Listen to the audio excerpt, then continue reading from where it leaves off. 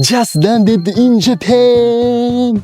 Are you excited but also nervous? In your first 24 hours in Japan, you will need to get cash, set up internet, find transport into Tokyo, buy a Suica, drop luggage at your hotel, eat your first Japanese meal, and fight off jet lag. Trip could start with stress instead of fun. But don't worry, in this video, I will guide you through the 7 most important steps for your first 24 hours in Japan. Master this, you will have nothing to worry about. And if you watch until the end, and I will give you a one simple Tokyo day itinerary for you, so you can start your Japan trip with zero stress.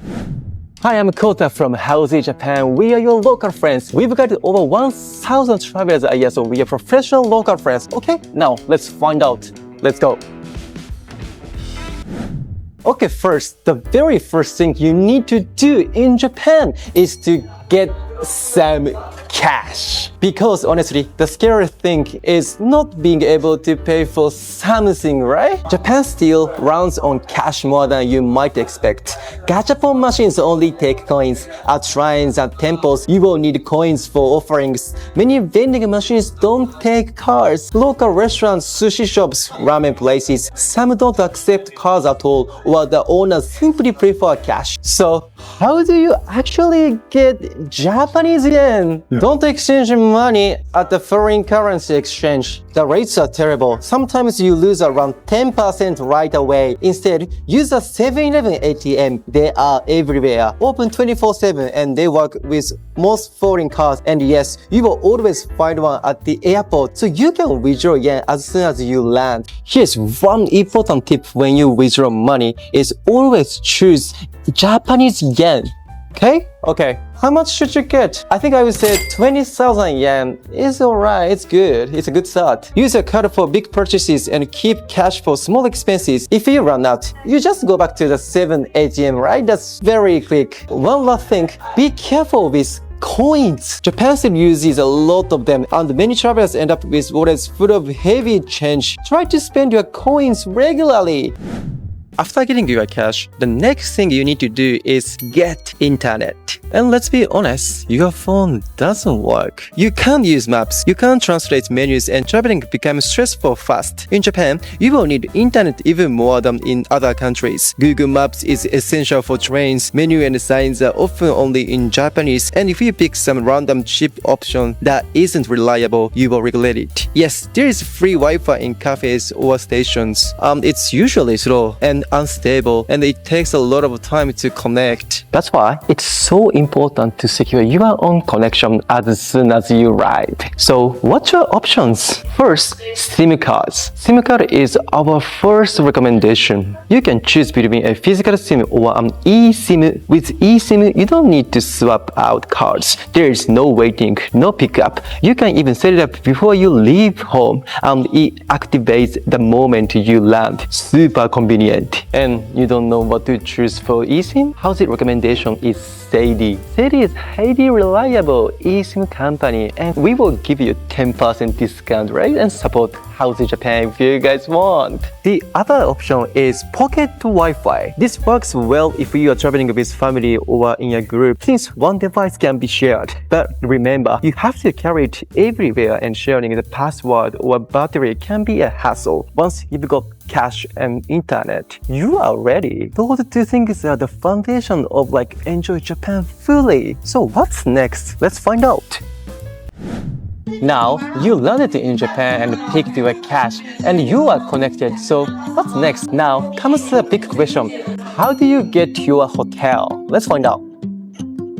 If you arrive at Haneda, you will look at the KQ line or Tokyo monorail. Both are cheap and fast and great if you are traveling light. Many travelers say they love how direct these options are. The only problem is rush hour. Trying to board with a suitcase can be stressful. That's where the airport limousine bus comes in. Welcome. Please choose your desk. Please choose your... Yes, processing rate. Please confirm your request. Yes. Please choose a payment method. Please touch... Please wait for a while. Please That's very simple way.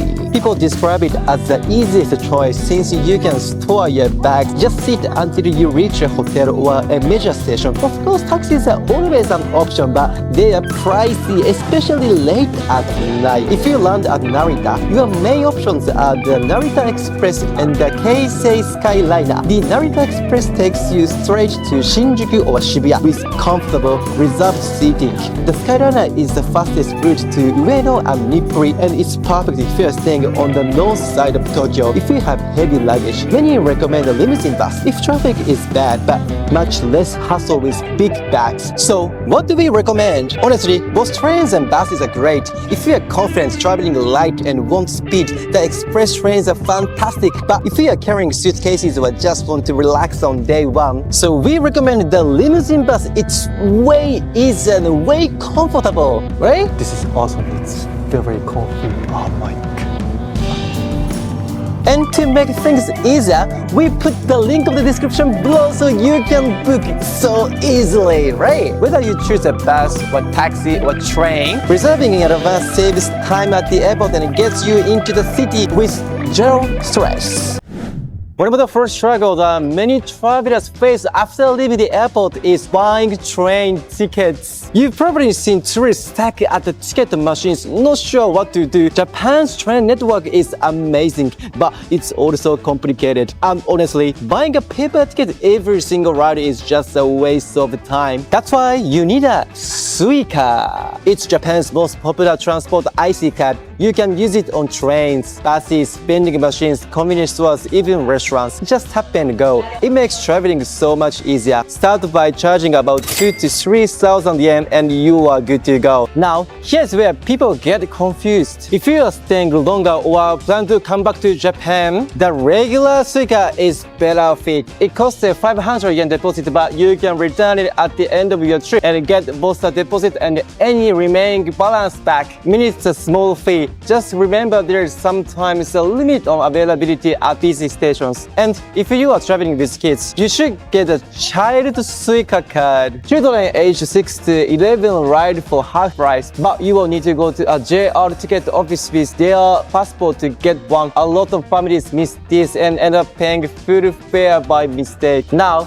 about using Suica card on your phone, this is where many people surprised. iPhone users can add Suica card directly into your Apple Wallet. That's very impressive. My advice, set it up before you even come to Japan. That's very easy. And you will be ready to tap your way through the gates the moment you land. But for Android users, some devices don't support it. I get a lot of comments, people saying that why Android devices aren't using the Suica card on their phone. I get it. To avoid that headache, just grab a welcome Suica or a physical Suica card and you will be fine. And one last note, Suica doesn't support the Shinkansen tickets, unfortunately. For bullet trains, you will need a separate ticket during peak seasons like Golden Week, summer holidays, or New Year. Book at least a month ahead. And if you want to keep things simple, booking online through services like Klook is often the easiest option. It's in English, secure, and avoids the stress of ticket machines.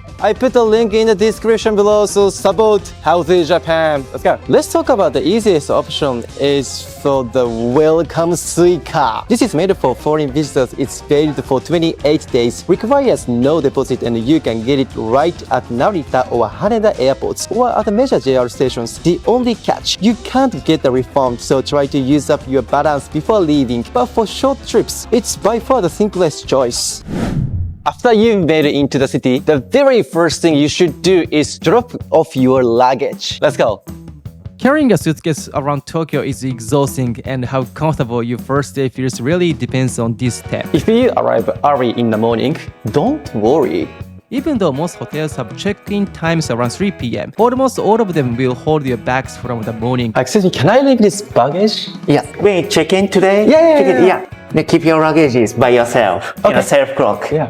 こちらでお預かりいたします。はい、どうぞ。はい、失礼いたします。This is your luggage is here. And your PIN number and the key lock, and please enjoy your stay. Luggage in a pickup and a PIN number, and then just open. Okay. That's very simple.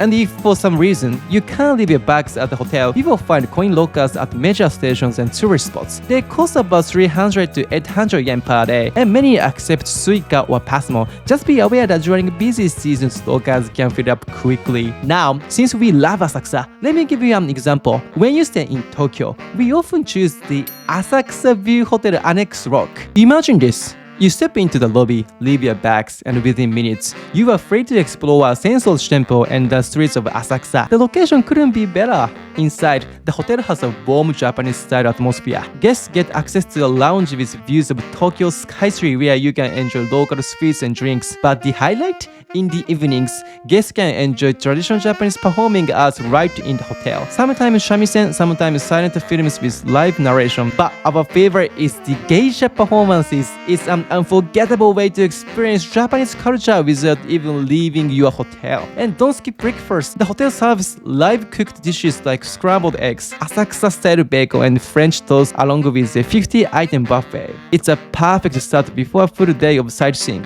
That's why we recommend this place. It's not just a hotel, it's part of the Asakusa experience. You've dropped off your luggage. The next thing you should do is eat. Just a light meal. You are probably tired from the flight, and what you eat now actually helps with jet lag. If you arrive in the morning, head to Komeda Coffee for a Japanese-style breakfast set. If you arrive in the evening, go straight for something simple and satisfying. A gyudon beef bowl at chains like Yoshinoya, Matsuya, or Sukiya, or a steaming bowl of ramen. These are fast, cheap, and always safe choice for your first meal in Japan. On screen, we will show you one can't go wrong spot for each, so you know exactly where to go. Now for the most important part, jet lag. Whatever you do, stay awake until at least 8 p.m. Don't take a nap, no matter how tempting. Go for a short walk, get some sunlight, and drink plenty of water. Miso soup is perfect for rehydration with a bit of salt, but avoid too much caffeine in the evening. If you eat light and push through until 8 p.m., you will fall asleep easily, and by the next morning, your body clock will be reset. That means you will wake up ready to enjoy Japan at full speed. So now you are ready.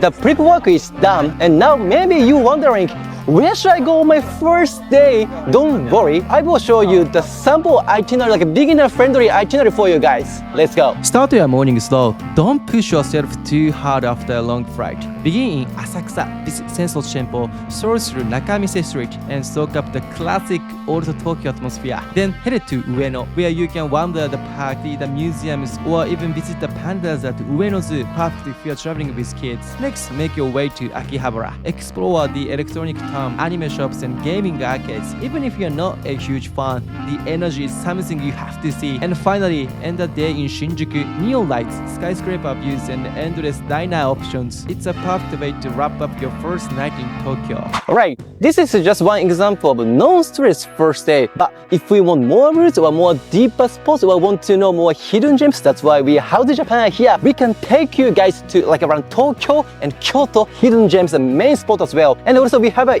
ebook as well. We put like all the information in one guidebook, so don't forget to check our ebook as well. Right, see you in the next video. See you in Japan. Bye bye bye bye bye. Howzit.